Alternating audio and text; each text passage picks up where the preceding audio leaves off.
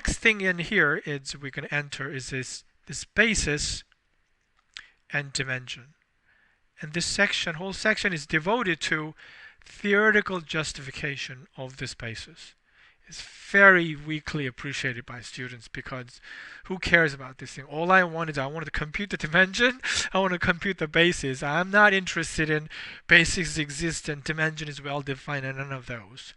But think about it, this advanced linear algebra is geared toward to give you the more theoretical foundation to thinking about this thing. So whenever you enter more abstract context of linear algebra that arises in physics and differential geometry and functional analysis, those are the higher courses you might enter later on.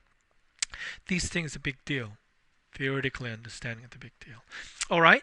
So first of all, this definition of a basis is easy. So although the book pushes it backwards and pushes it to the other side, we're going to start with that. But first, number one thing is this finite dimensional property. They don't define dimension, but they define the terminology of finite dimensional. So I find it is very odd to use that term. So in algebra, they use a finitely generated. That's the right term, but they happen to use finite dimensional. So strike that out, finite dimensional, for now. But once we have this dimension properly defined, then we can use the term finite dimensional, okay?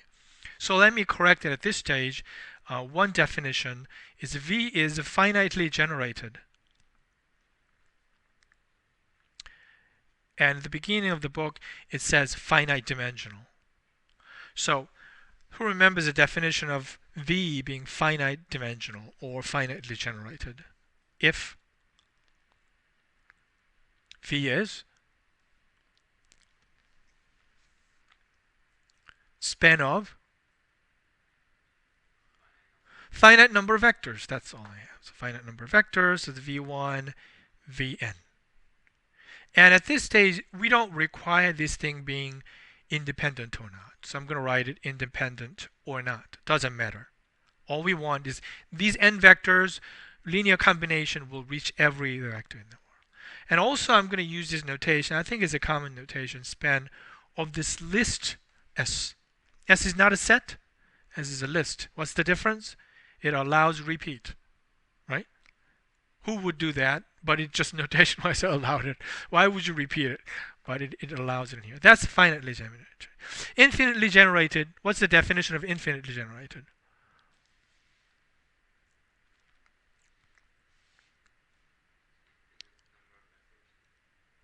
That was the wrong definition. That's why it's interesting.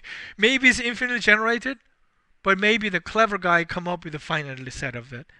You found infinite set to generate this one, but the other guy might come up with a finite set to generate it, right? There's no unique representation. So what is a good definition? Not finitely generated. That's the right definition. Not finitely generated. What does that mean? No finite set of vectors will ever generate it. No finite set of vectors. That's how you prove that infinite dimensional in one of the problems. Does that make sense? You have to show if you come up with any finite set, you have to argue that it will never reach the whole thing, therefore not finitely generated. Proof by contradiction. All right, those are the two concepts. Not at all. The basis, who remembers about the basis? I don't think I asked you to read this part, but you probably did this one in the first year linear algebra course. So basis is at this stage it is a list, but it has to be a set. So you can write it as a basis S, right? That one I was using it here. So what are the two conditions? All linearly independent. Thank you. It's a linearly independent. What is the second condition? Right. That span of S becomes what? The whole space. So it was wrong. The basis of vector space V is a list of vector S or a set of vector S. It's linearly independent. Therefore, there's no repeat. So it rules out list. It must be a set. Then it must do everything. Okay?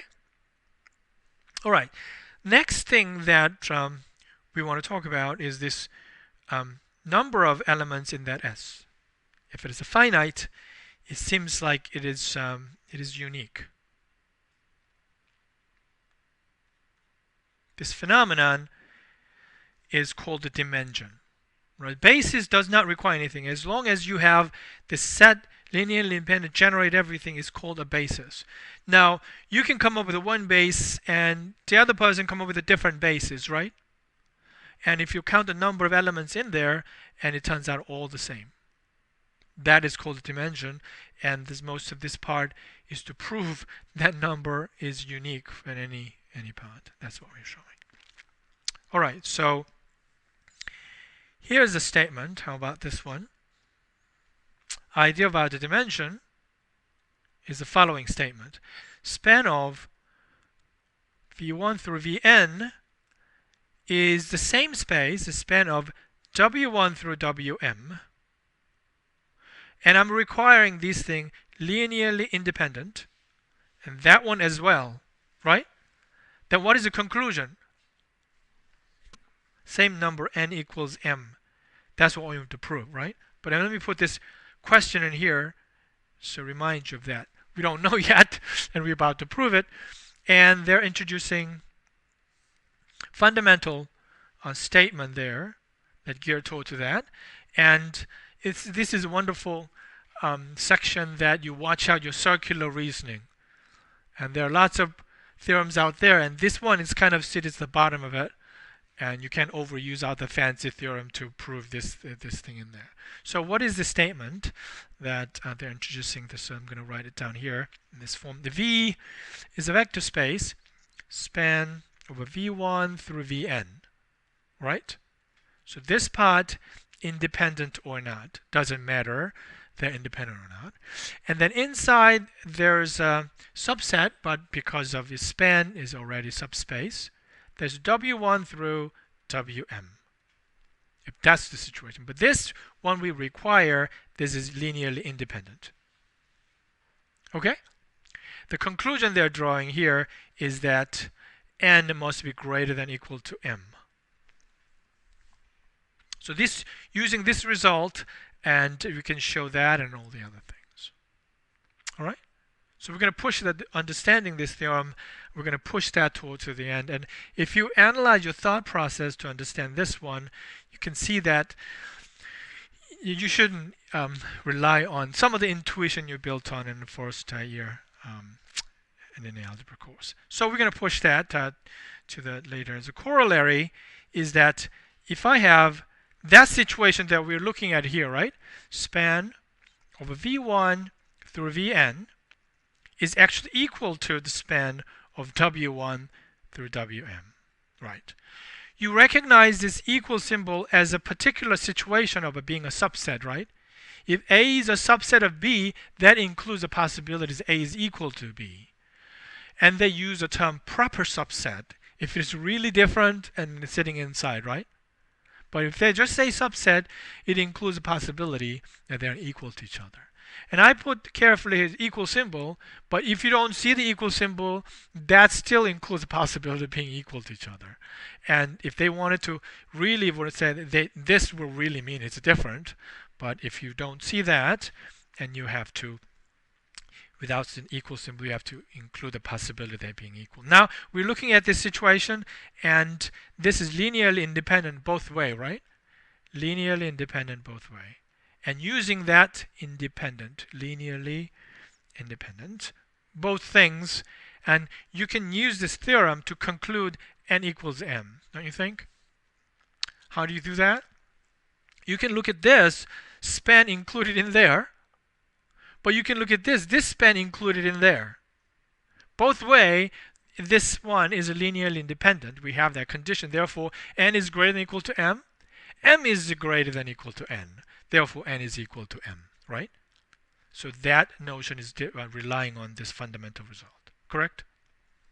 Okay, so what does that prove? I think what this proves is that this should be named of the uniqueness of the size of a basis. The size of a basis.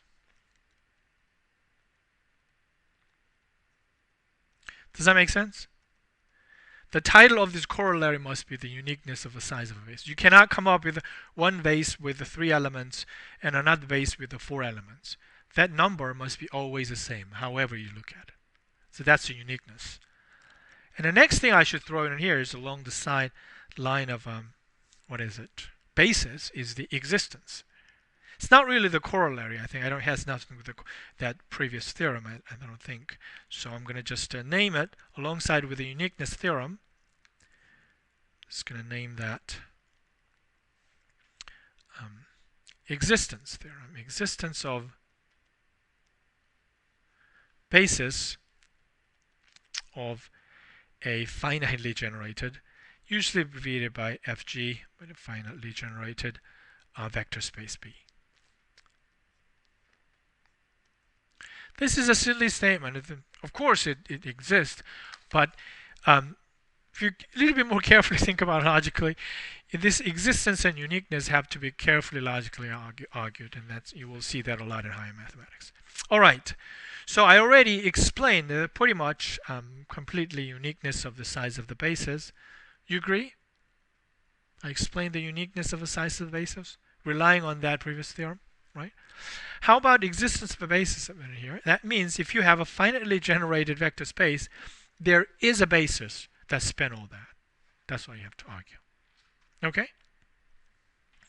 So think about the proof. This. So what is the starting point? V is span of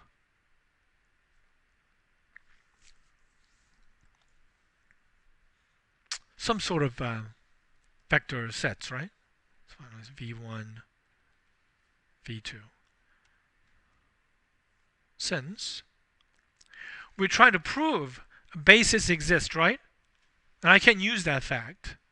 But what factor do I use to write this one down? Why is this true? We want to show the basis exists. Basis, the existence of a basis of a finitely generated. So we start with a finitely generated. So there's a finitely vector that generates that, right? Since V is finitely generated. Make sense? Yeah, that's that. Then what is the next step? Is you ask, it's independent or not, right? Independent or not. If it is independent, we're happy, right? We found it. So that's usually what the mathematician says. If independent, they usually say we're done. Well, we happen to be looking at n vectors independent. They're done. All right, and then if not, we're going to call that sets S0, V1 through Vn. This is not a set, right? It's a list of n vectors. So what can you say if it is not independent? What is the next step?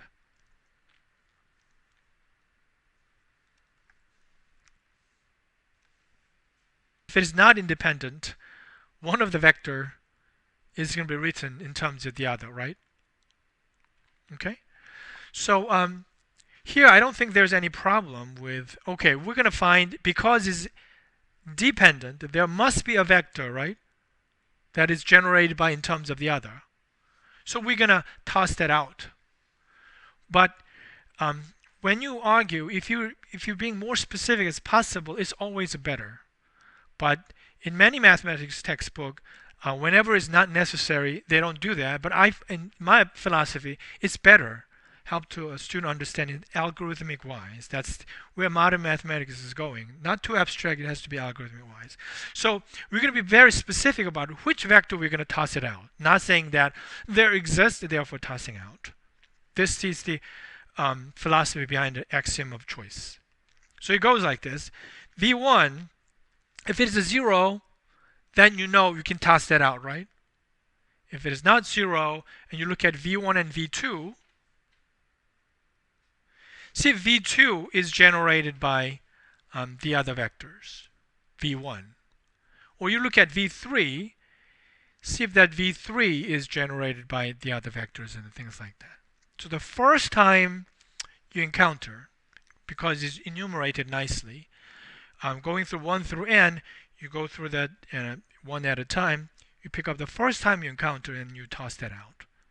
Right? How do you know that it exists? One vector that is generated by the other, because we assume is dependent. Okay? So explain that scheme of tossing that out, and S1 is S0 minus 1 vector that is generated by the other and occurs in this enumeration for the first time. Is that right? Okay. So S1 has, how many elements in S1 has? It's n minus 1. Right? I think the number is not important. If you have this, if S1 is independent, then what is the clause that you put? We're done, because since span of S0, that's originally what we started with, right? You compare with the span of S1. S1 is missing one, right? But that one is generated by the other, so that missing one is still in there, so you generate eventually everything. Is that okay? So by tossing this one out, we don't lose this condition span S0 and span S1, right? So if not, that means S1 is not independent. Then we toss another one out, and we induce the dot dot dot, same argument, and then you end up as span of S0 is equal to span of S1, which is lacking one element, and is span of S2, which is two elements missing, but they're all still the same vector, right? What is the worst situation? That you end up in a one vector, right? Not the zero vector. If it is a zero vector, that means the vector space itself was a zero. So if you start with a non-zero vector space, this will eventually stop and gives you independent set that generates everything, right? So that's the existence.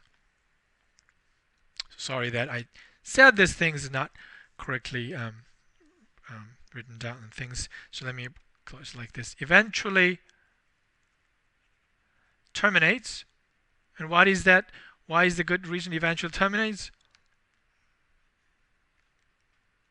Because our S0, since our S0 is finite. The only finite number you keep tossing out because it's dependent, it's got to stop. You can't just do that forever because it's finite. So if it is not finite, if it is not finite dimensional, this process of tossing it out doesn't work. So you enter the really weird theorem, axiom of choice, the Jones lemma, and things like that. You might have encountered if you have taken other courses and higher courses. So it becomes actually trickier and logically very puzzling statement because there's so much enumeration. It gets complicated. We have basis, and we have what else we have? Let me organize myself a little bit.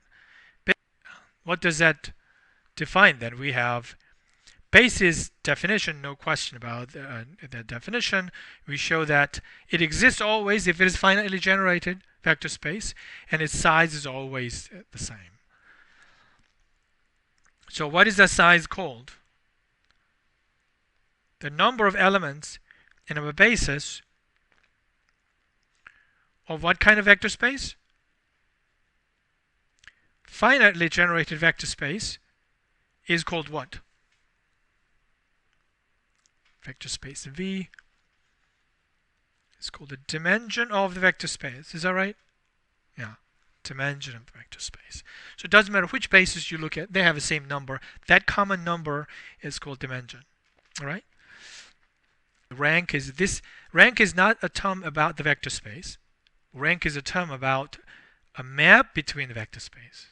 What is the rank of a matrix which describe one vector space to the map? So next section, chapter 3, is a linear map, and that terminology about the linear map. Okay? So if your vector space is matrices, and each of the matrices has different rank. Okay? Right, here's a problem. I want you to think about it together. Number 6, prove that the real vector space consists of all continuous real valued functions on the interval 0 to 1 is finite dimensional. Okay? So what they mean by is a finite dimensional, infinite dimensional, not finite dimensional, is that infinitely generated, not finitely generated. That's what they mean, right? You don't have to compute the dimension or anything, right? I just define a dimension, but what they really mean by it is not finitely generated. How is the line of a proof goes for this one? So you can approach it there. That's how I approached it first when I saw that problem.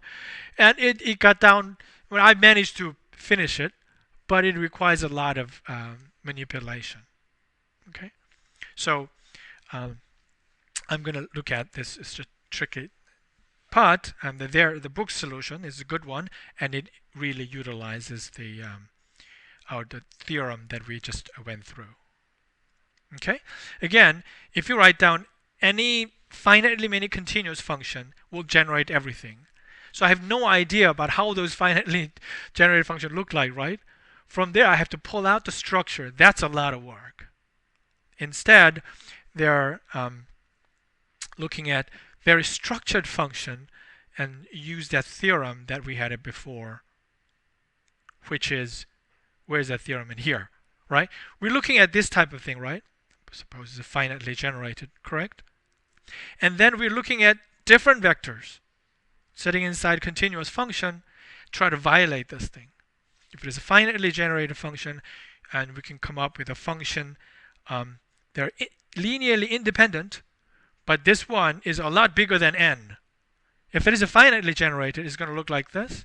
And you're going to come up with an example of linearly independent continuous function whose m is given bigger than n, whatever that n is. Then it's going to violate, right, the principle that m must be smaller than any n given in there. That's the line. So it goes like this. Suppose v is finitely generated. So going to be, I'm not going to use v, I'm going to use function f1, fn. Does that make sense? We don't care if this is linearly independent or not. If it is a finitely generated, there must be n function, continuous function. Everything else should be span of this one, right? Now to come up with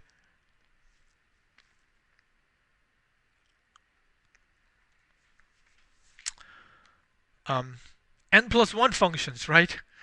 N plus 1 functions that are in here, in V, and that are linearly independent. Goal here is to come up with n plus 1 function,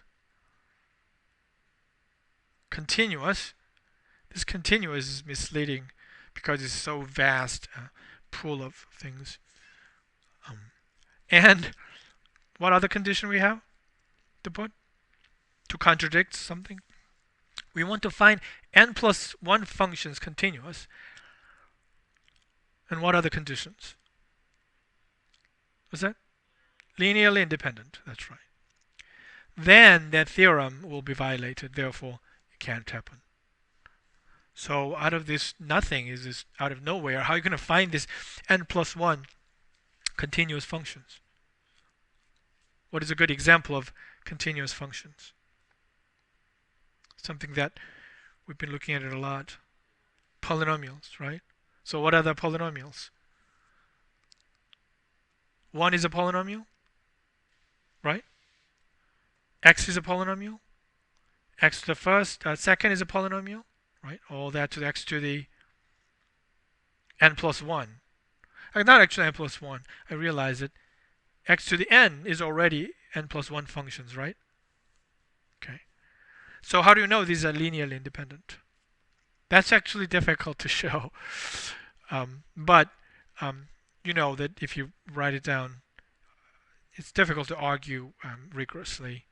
But you believe if you write it like this, when is a polynomial 0, like this leading coefficient has been non-zero, and there's no way that this has to be all 0, right? I hope that part is obvious to you. Okay. As a function, and this thing, if it is set to 0, and it has to be 0 because it's basically because polynomial has how many zeros? Finitely many. Exactly. You cannot exceed the more than n zeros there, right? Yeah. So let me explain linear independence here. Linearly independent, that one is arguing like this. What this is another thing is that this, remember I looked at those two polynomials and concluded it's the same function. Remember that thing? Just like that was one of the homework problems. So two different polynomials, but as a function on that 6 points, they are the same, right? That's what this argument is about. I'm not looking at it as a polynomial. I'm looking at it as a function defined on where? And this interval 0 to 1. So you have to recognize this. I'm looking at this function and setting equal to 0, and have to recognize all this thing has to be 0, not because it's a 0 function, 0 polynomial. So that's a slightly different argument. Okay. So if you're looking at like this, set equal to 0 is a 0 function. So I use this 3 equal symbol, right? Everything you plug in x equals from 0 to 1 is going to be all 0, right? That's the meaning of a 0 function. Then why is this all the coefficient has to be 0? Polynomial has this polynomial, the polynomial we're looking at has how many zeros? At most n zeros, right? But this seems like has more than n zero. Why is that? This polynomial has more than n zeros. Because everything you choose is going to be 0. So there are infinitely many zeros. Infinitely many zeros. So degree of this polynomial, this must be just 0 everywhere. This should be 0 and 0 and 0 as a polynomial. That's the rigorous argument. The polynomial here staring is as a function is a 0, then all the coefficient must be 0. Okay? But it is not true if this points you're playing with is 6 points or 2015 points. Then there might be possibility because it's infinitely many zeros. There's no way. So rigorously argue that.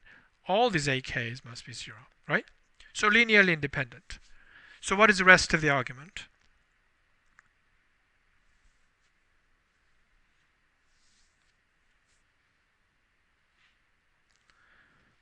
By the theorem, right?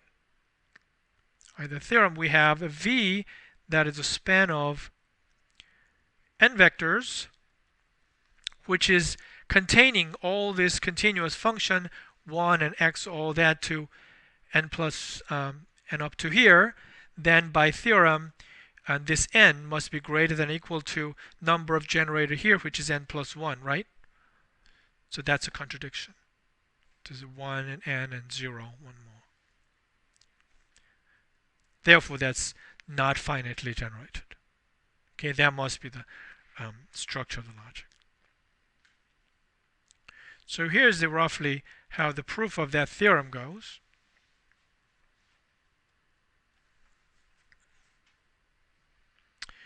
We start with the situation here is the S, that's V, that's 0, where S0 is V1 up through Vn, right?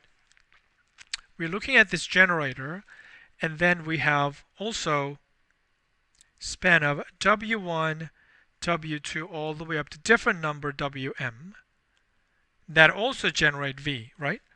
An additional condition we're putting to that theorem, this is linearly independent, while this one is not independent or not. Correct? All right. So the goal is that you replace this these vectors one at a time, not changing this number n, and keeping that span structure. So let's start with like this. As a v1 through Vn is this vector space V, and here's their trick. And this is interesting trick they come up with. We don't know if it is a independent or not, right? But if you throw in W1, V1 in there, and we don't have any dimension theory or anything like that, and I claim this one is a dependent. Can somebody explain why this one is dependent? This is a fundamental result, so you can't really use any other fancy theorem. You have to really think carefully in there.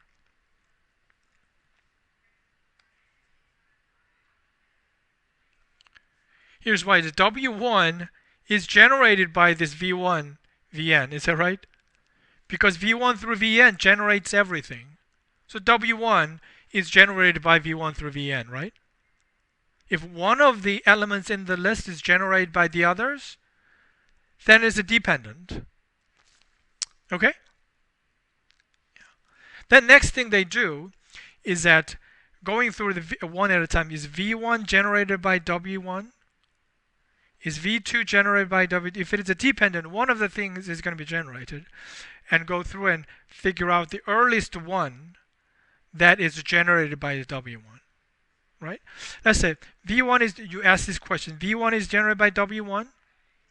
If yes, you toss that out, right? V2 is generated by the other one, you toss that out until you find it. And you have to also carefully think about it. It's not obvious that why is there one among here? We know W1 is generated by the others, right? If you're going one at a time, why is there one right here that is generated by the other one? And that is a tricky question, actually. So let's go think about it like the V1, W1 and V1. Is V1 generated by W1? If not, you move on to the second one, right? Is V2 generated by W1 and V1? You ask that question. If so, you toss that out. If not, you go into the next one. V3 generated by these three? If yes, toss it out, right? Suppose you went through all that process, end up here, reach that Vn, and ask that question, is Vn generated by all the others? If yes, toss that out. If not, then you ask the question, all this folded in here, not generated by the other, will force, and eventually all the way up to the Vn, eventually make this entire thing independent. If it is not possible to toss out in that process. But we know it's dependent, right? Therefore, at least one of them must exist to toss that out. Okay, so we can toss out one of them. There's a span W1. So one thing is missing, so I'm going to use that similar notation, S1. Whatever the one thing is missing there. Now it has n vectors in there, right? It generates everything. So if you throw in one more vector in there, W1, W2 we know is linearly independent. And there's S1. We know this is dependent because W1 and S1 generates everything. I throw in W2, that must be generated by the other. So it's a dependent. And knowing that these two are linearly independent forces the existence of one thing to toss out here and toss out it again and again. And once you exhaust it out, number doesn't match if the size is not right. So that's the structure of that. It got nitty-gritty like this because its most fundamental result, you can't rely on any other result that you might familiar with to argue this simply in here. So it's a nice trick, and this type of argument prevails many parts in higher mathematics whenever you hit this fundamental result like this. So so that's the structure of it, and you can reread the proof and hope that makes more sense when you read that proof again. So I'm going to stop it now over time. Sorry about that.